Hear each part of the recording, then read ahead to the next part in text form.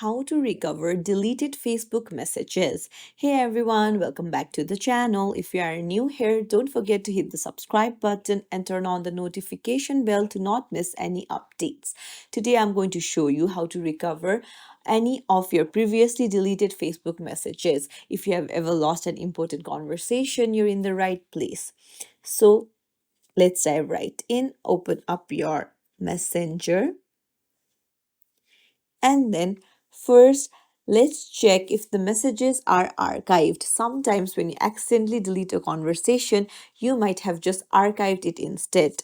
So how archiving works is you swipe the conversation to the left and then there is the archive option.